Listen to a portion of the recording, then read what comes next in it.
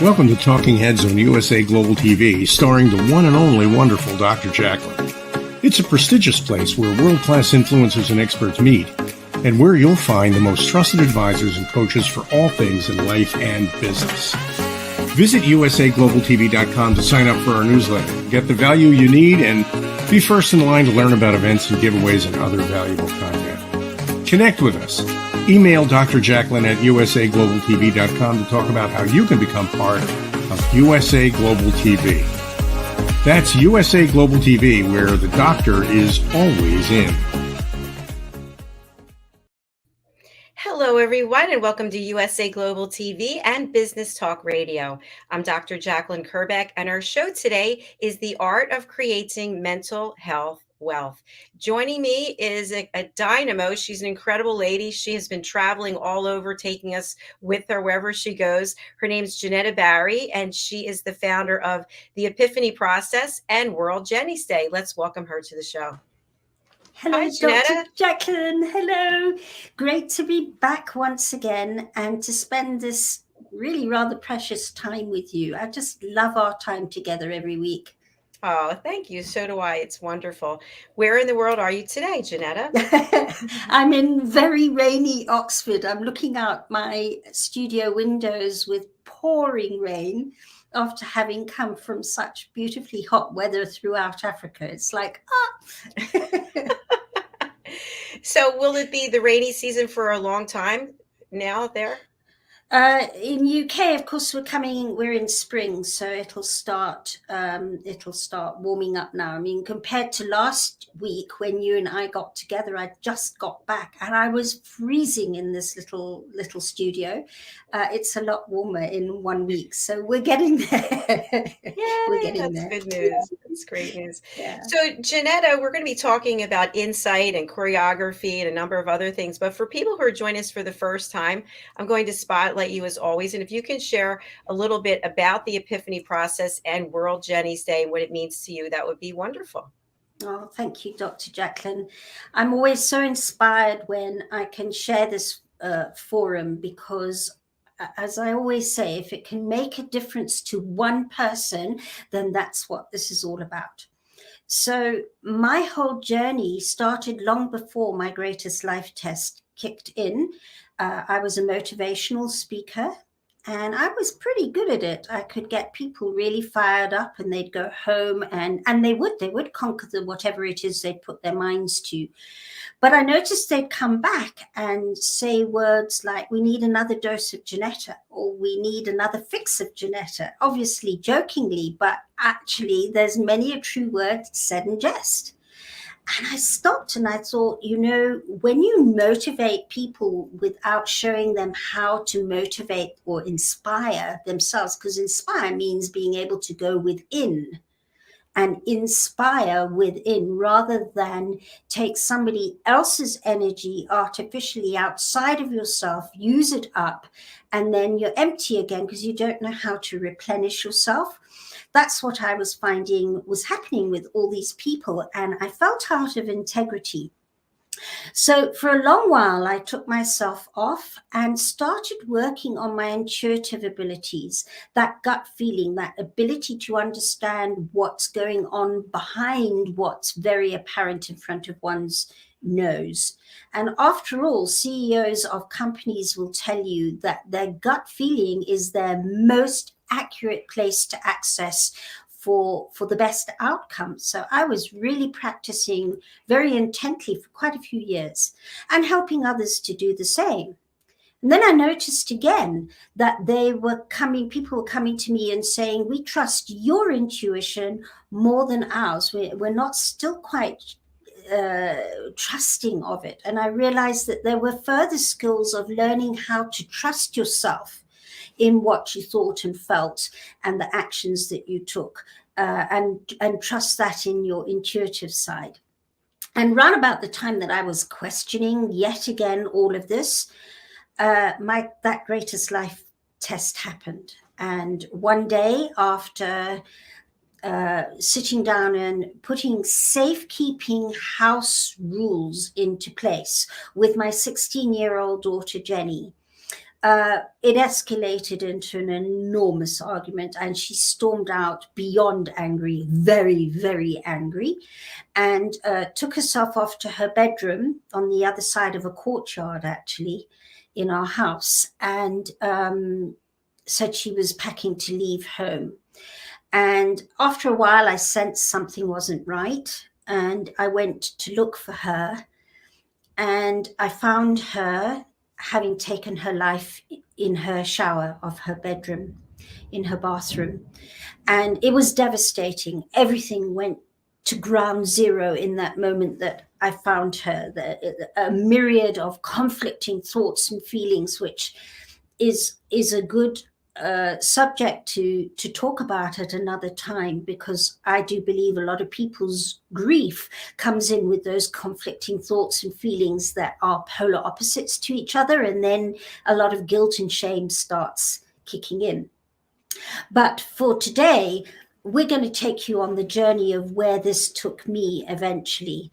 And I went to ground zero. I really battled. I tried to pick up the pieces and be as normal as I could be under the circumstances, and knew that I was on a healing journey, but didn't know how to do it swiftly or accurately, or whether swiftly was an option even. And more often than not, it all got too much to me, to the point that 3 times I actually started organizing to end my life, because I just couldn't see how to move out of the big, dark, black hole that I had got into emotionally and mentally. It was so overwhelming. And these things have a domino effect. So it wasn't just losing Jenny that I was dealing with. There was a whole load of loss that accompanied that. I touched on it a bit last week, and Helena and Ian and your show last week, when I was saying that it splintered the family for a long while, as they all went off to try and deal with this incredibly deep loss.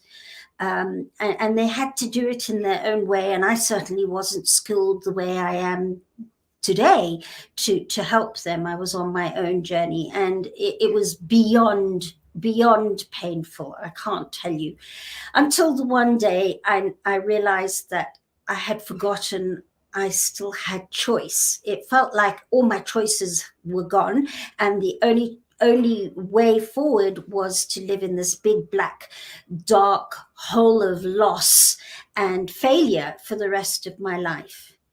And once I realized that that was an illusion, that I was focusing on one side of the truth, and that there were 2 parts to that truth that makes the whole, the complete, I started going on a mission. It wasn't easy. I didn't just kind of get up and brush myself down and say, okay, right now I can do this. It was the most difficult journey of my life.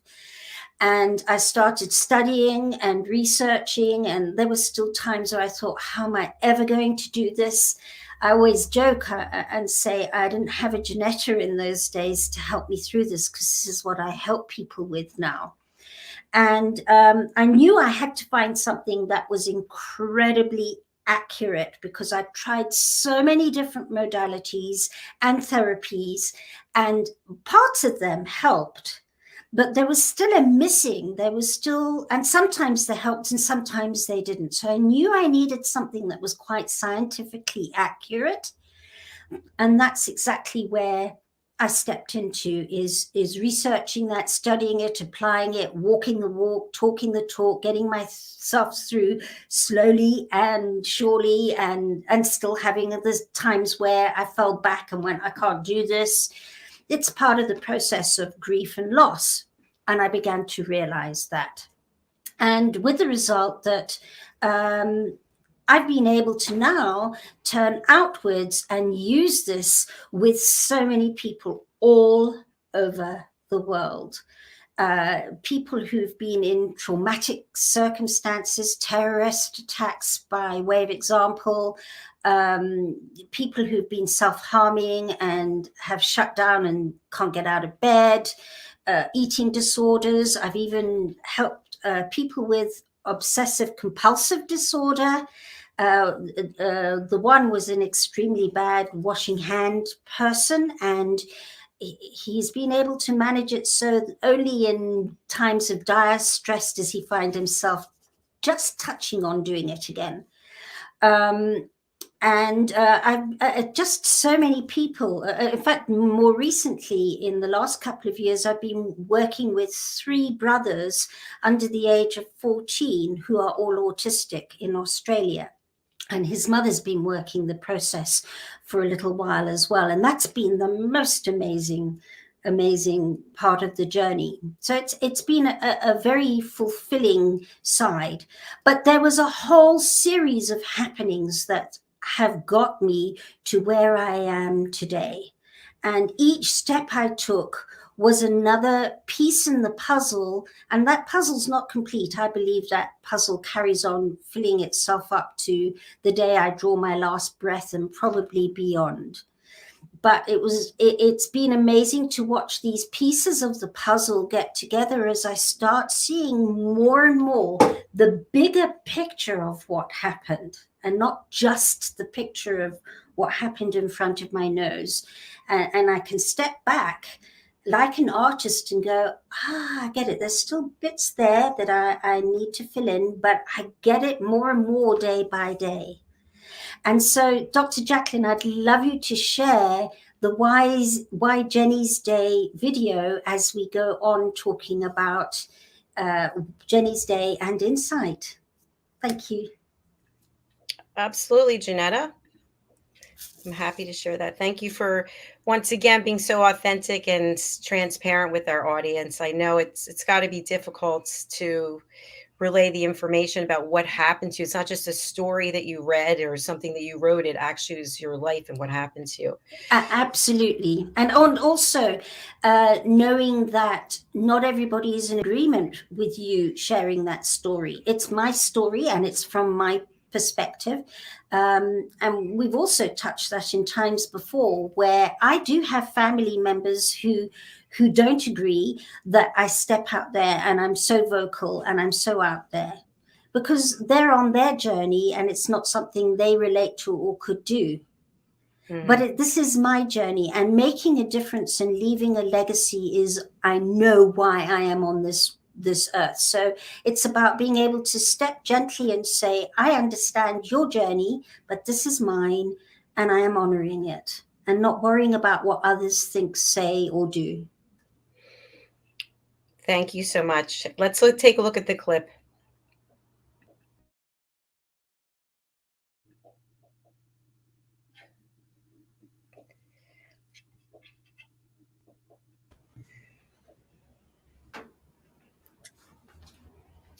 How do you feel when you watch that, JENETTA?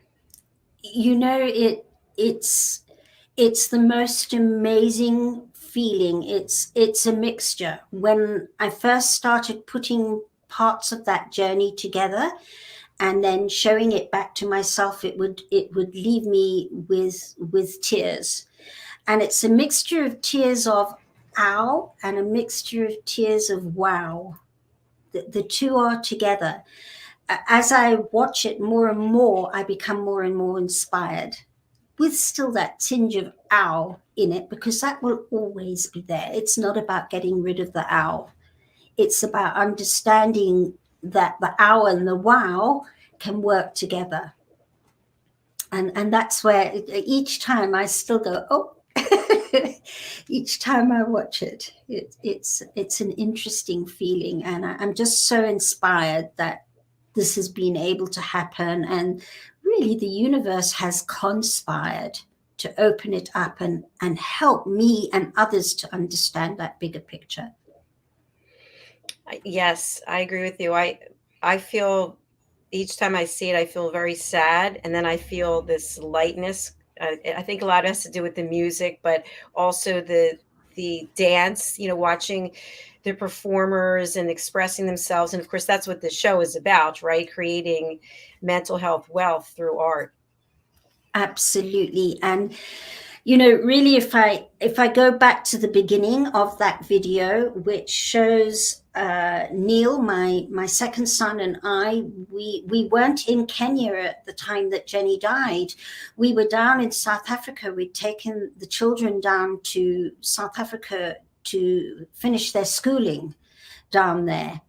And so she died in South Africa, and Neil and I had already planned a trip to Kenya together before she died. And the moment she died, all our friends in Kenya started saying, you can't cancel this trip, come anyway. And we came up with her ashes to Kenya, and not knowing where to put them, and what to do with them, and just kind of getting a guidance. We happened to be at our family holiday resort down on the south coast of Kenya, south of Mombasa Island, in a place called Tiwi Beach. And the resort is known as Sand Island. And Neil and I were there. I've never known anything quite so painful, by the way, because it was always our happy holiday venue. And now I was sitting in a place where it was a very unhappy holiday venue, and I couldn't imagine ever being able to return without feeling absolutely devastated. And yet I returned with Andy, my partner, last month, and it was just, and I've done it several times, and it's not like that at all. It's back to joyous again. And that taught me a lot, that you can shift it back again. And in that trip, with Jenny's ashes with us, we still didn't know what to do with them. And just a couple of days before we were due to leave to fly back to Nairobi, I happened to message all Jenny's friends and say, you know, we're still sitting with Jenny's ashes. Has anybody got any idea, either a gut feeling or intuitive feeling or something about what best to do? And suddenly we were getting all these messages back saying, just before she died, she was talking about, she wanted one day when she died, her ashes put over the reef at the coast in Kenya. And another one came back saying Sand Island. She talked about Sand Island and the reef, and we were getting all these back, and we were there.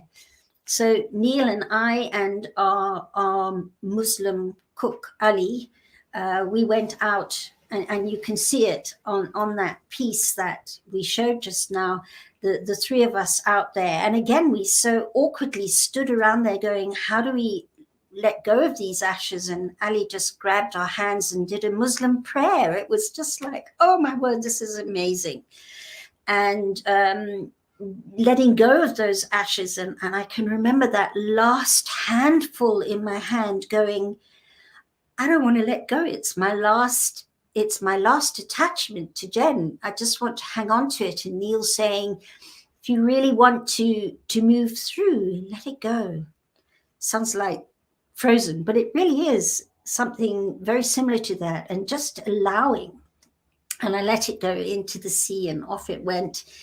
And I then sat at the edge of that reef, looking at the residue that did fall into the reef, looking at it and going, something meaningful has to come out of this, what feels for now an absolute senseless loss, something meaningful. And at that point, I thought it would be a film about Jenny and what had happened or something like that.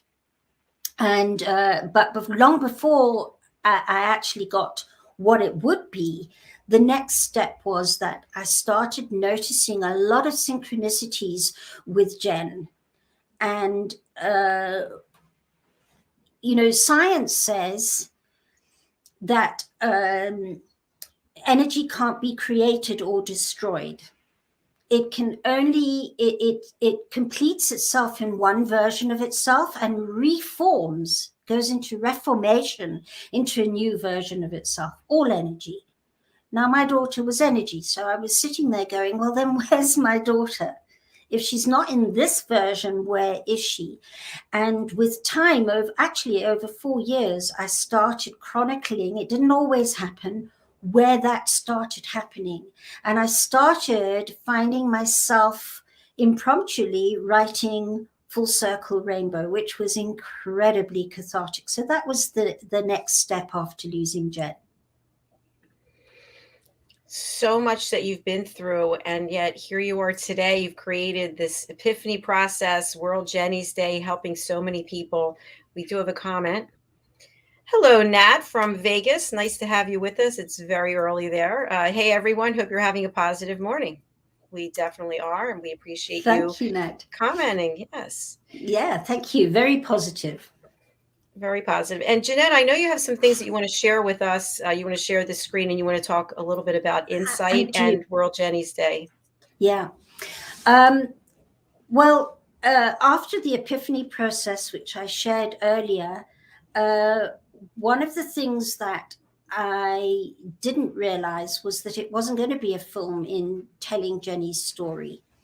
And it ended up being a theatrical production, which we now marry in with World Jenny's Day. So just to touch on World Jenny's Day, a few years after Jen died, we realized that she had died on World Mental Health Day. And that was very significant. And we've now created an annual day on World Mental Health Day called World Jenny's Day, where we celebrate mental health wellness through using theater and the arts and starting new meaningful conversations that normalize the talk around depression and suicide. Because at some time or another, most everybody feels some form of depression and some form of giving up and not wanting to carry on in whatever form that might be. And when you can start talking about it from an open-hearted place, then solutions start coming through. And that is why I'm so grateful I have the epiphany process, because it provides a lot of those solutions. So World Jenny's Day, we use theater and the arts. We're going to be using Insight more and more. We're going to use the epiphany process as well, where appropriate, and be able to start and soften those conversations around depression and suicide. And I've watched it over the years. The more we do it and the more we present it on World Jenny's Day and other forums, the more people's hearts open and they're able to spontaneously talk about whatever it is that's troubling them, and it doesn't feel quite so heavy. So what happened is, I'm just going to go into about 4 or 5 years ago. In fact, I'm going to share this one. How do I share, Dr. JACALYN, the video? There we go. You're going to do it for me. Thank you. If we can just, okay, so we're going to do this. So this is the National Theatre the Kenya National Theatre in Nairobi. And it's very dear and close to my heart because I grew up in that theatre. It was my second home from about the age of 4, 5. Some of you who may have been part of my journey, my mum was on the West End stage here in London. And then when she met up with my dad, he became a theatrical impresario. She and he had quite a famous theatre company at one stage, famous in Africa. And then Dad was a theatre critic, so was Mum. Dad produced a lot of shows as well. And if I wasn't in a musical or a straight play, I was in a ballet because I grew up with ballet. So here's a couple of pictures of me growing up. That's on the theatre. That's the Gypsy Baron when I was 6 years old. I was the cat and the bluebird there. I was about 10, about 12 there is Alice in Wonderland. And this is me in Oliver playing one of the lead parts in Oliver. So that's where that theatre is so close to my heart. And in fact, that picture of me in Oliver was the very last production I did, interestingly enough, at the age of 16. And of course, Jenny was 16 when we lost her. And I arrived back in Kenya. I've been backwards and forwards, lived backwards and forwards, but I arrived back in Kenya after a stint of being in New York for quite a while.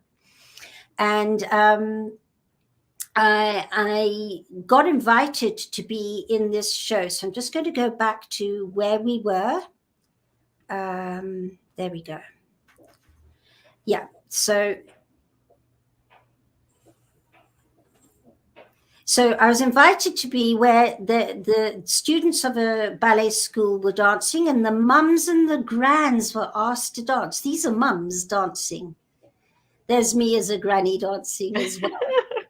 And then what happened was and I knew as I walked into the theatre that day and the following days as we were performing, that something significant was going to happen, because I had last performed in that theatre when I was 16. Jenny was 16 when she left the planet. And for those of you who know from Full Circle Rainbow, the numbers 16, 7, and 9 are very big around Jenny.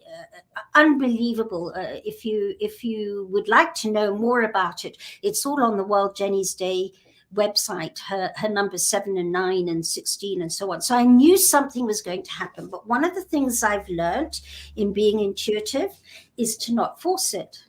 So I just carried on and we performed, and I went, if something happens, it does. But I knew something would happen, but I didn't know what. But also didn't expect something. And here we were at the last performance. Here's the stage crew striking the set of this particular show that a very special friend of mine, Kes Smith, and I were in. And she and I were walking across that stage to join actually the rest of the cast upstairs in the bar when this song started playing halfway across the stage.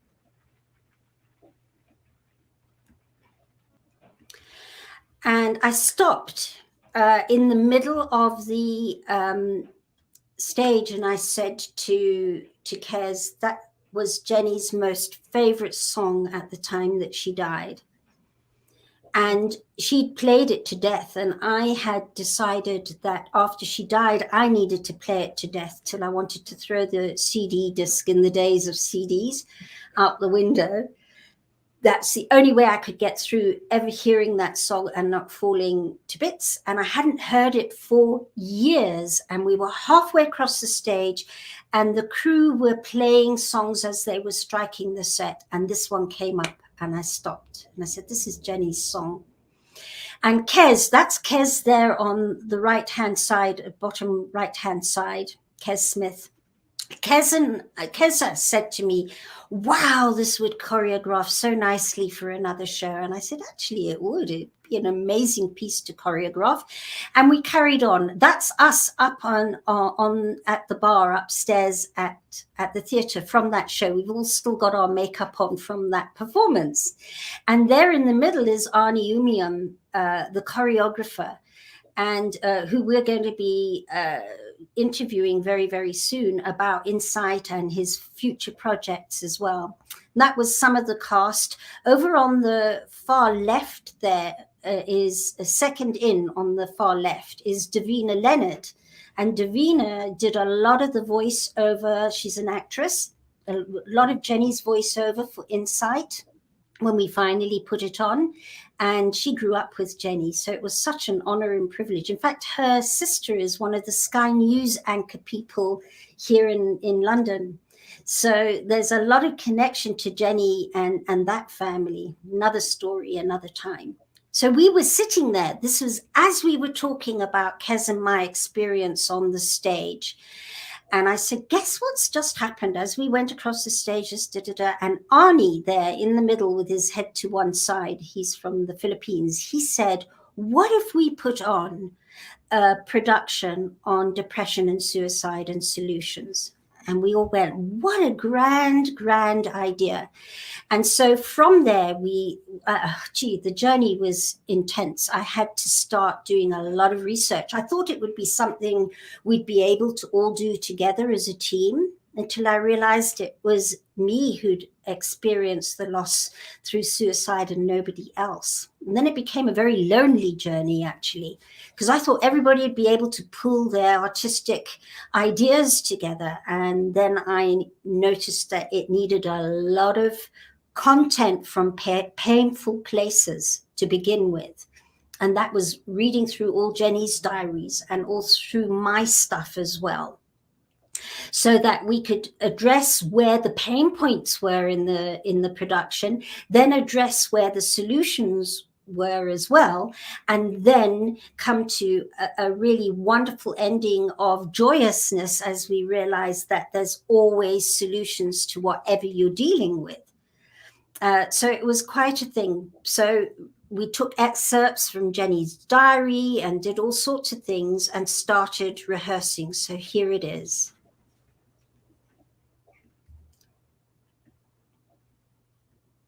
Ooh, wonder what's happened here. There we go. So this was the Evanescence song. We'll show you bits of it just now.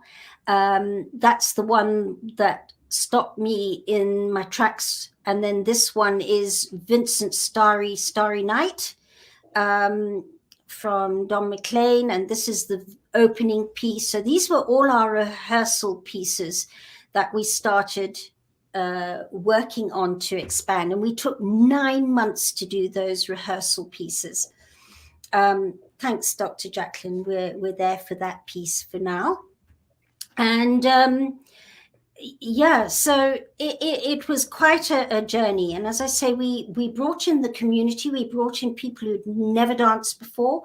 We brought in professional dancers. The piece you saw at the beginning being rehearsed, they were professionals.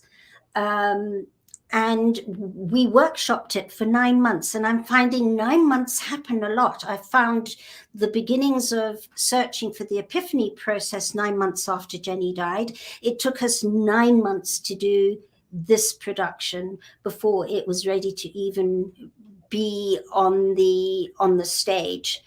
And so I don't know if you'd like to ask any questions before I share more. We do have some comments from that. Let me share them. Mental health is the most important thing. I've got anxiety. That's a big reason why I write fiction. It helps me deal with a lot of the anxiety. I love that. And who actually said that? I didn't. Nat Nicholson. Yes. Nat, this is wonderful. And this is one of my biggest things is artists always talk about their greatest inspiration and their greatest creation comes from their greatest pain point, or the thing that challenged them the most, the greatest loss. So it's understanding that loss is part of creation. I always say tension and pain come even birthing a baby.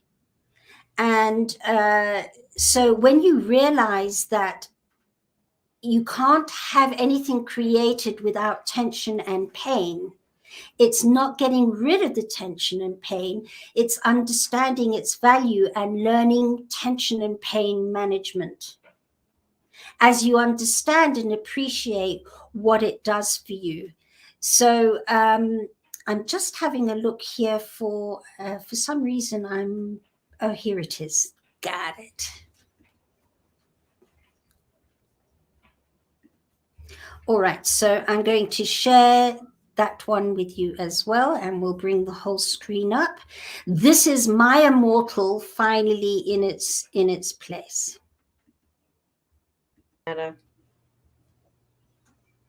It's absolutely beautiful. Yeah, wow.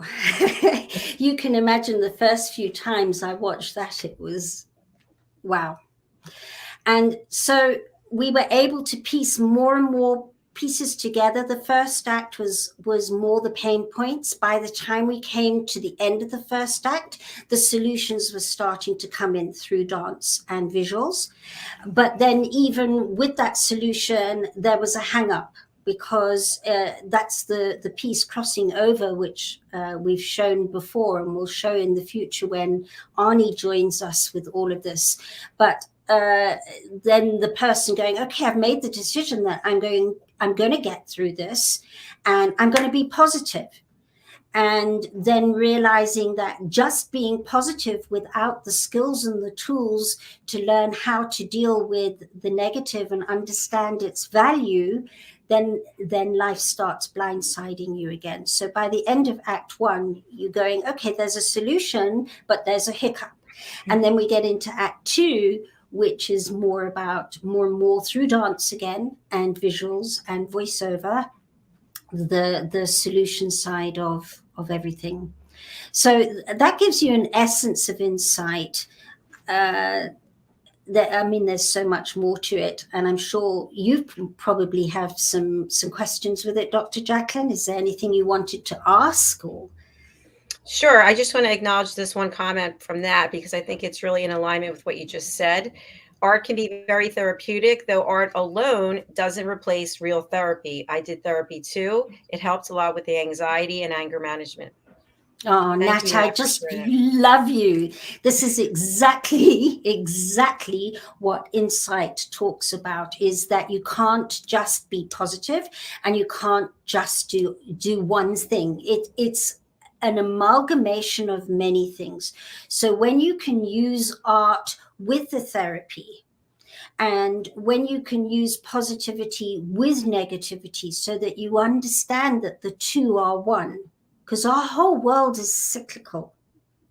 And when you study a cycle, it's rather like saying electricity works in cycles. And when you study electricity, it requires both negative and positive charge to operate. If you take out the negative and leave just the positive, it's disempowered. And yet we're told in our thoughts and emotions that we need to be more positive than negative, or even eliminate all negativity.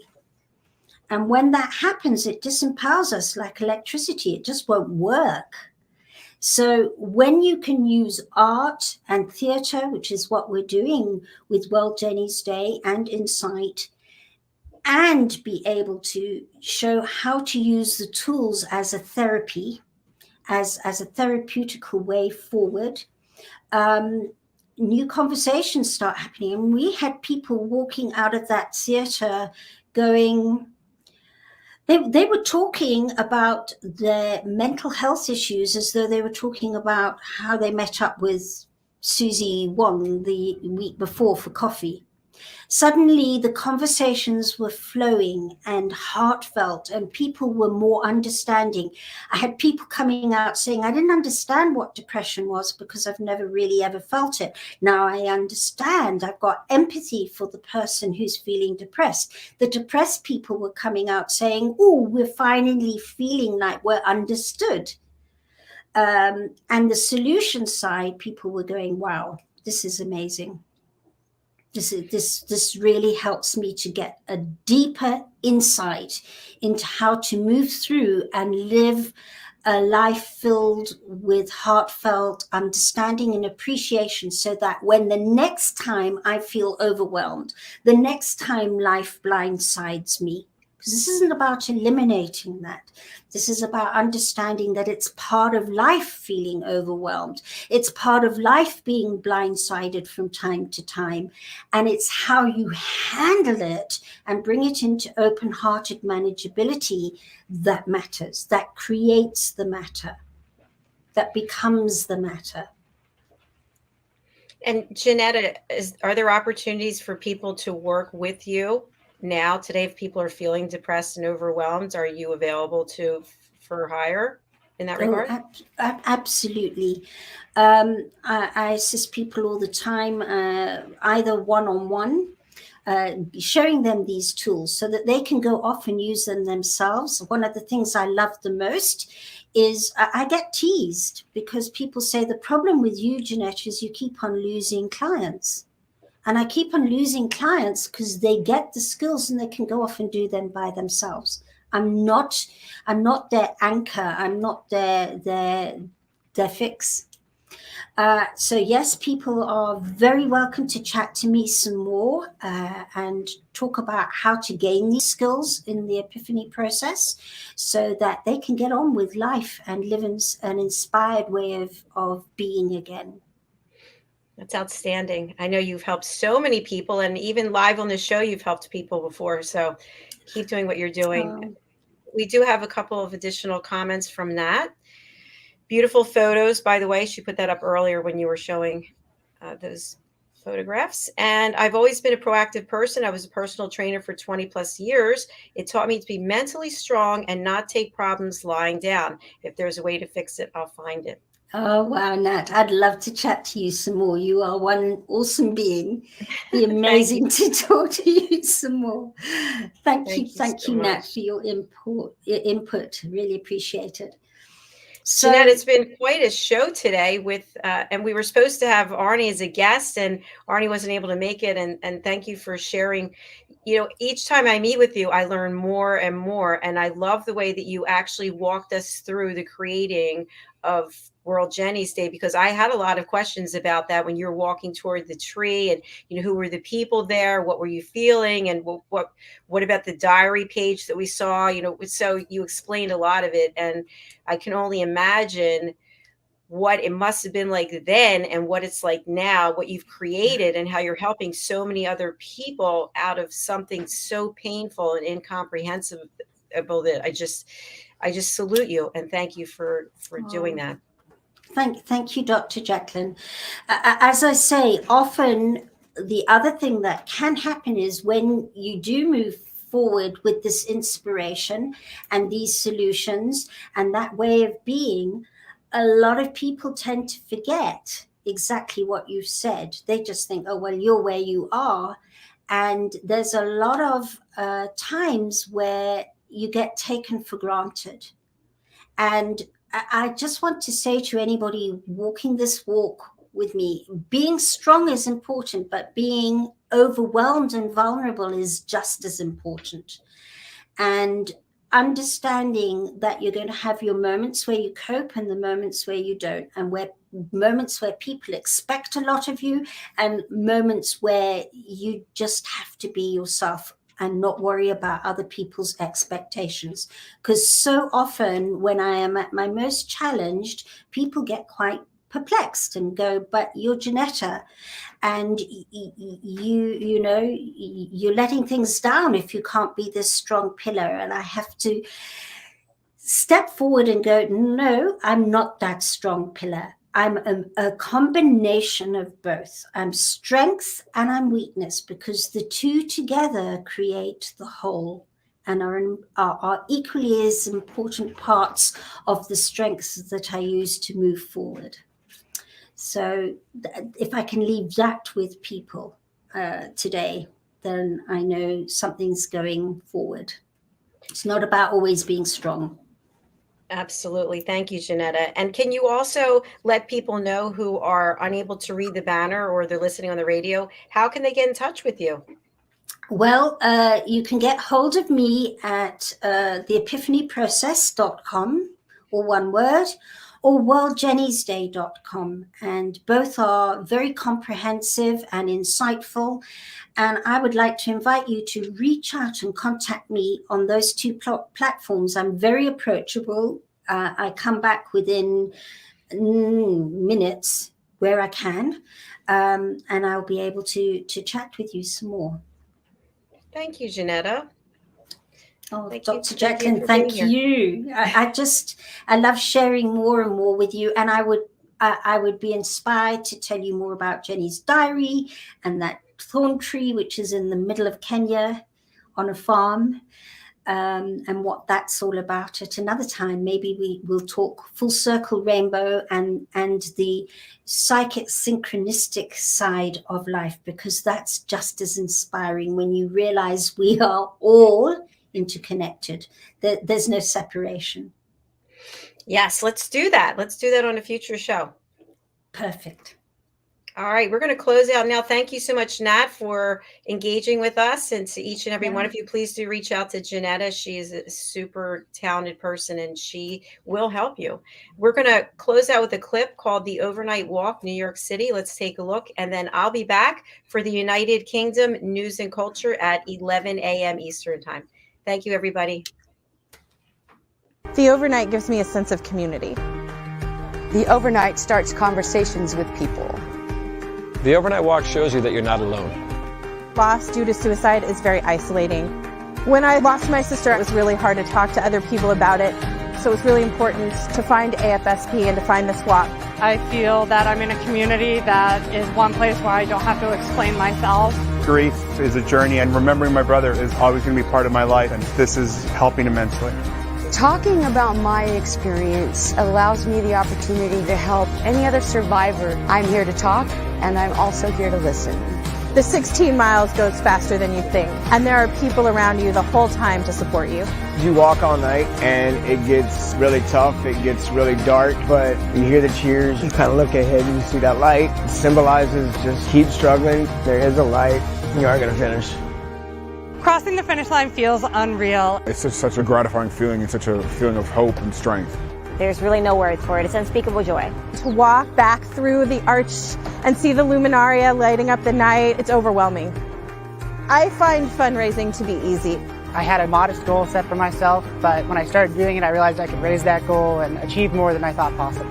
The money that we raise goes to research, advocacy, and funding programs so that we can prevent suicide and save lives. The best part of the overnight, the people you meet. We're all carrying a heavy load, but I can help you carry yours, you can help me carry mine, and then we can all get through this together. I'm walking for my brother. I'm walking for myself. I am walking for all suicide survivors. Join us. Walk with us. You are not alone. One night, One goal. stop suicide. No matter how dark it seems, there is hope. Walk with us. Walk with us. Definitely come. It's a life-changing, life-saving experience. Register today. Register today at theovernight.org.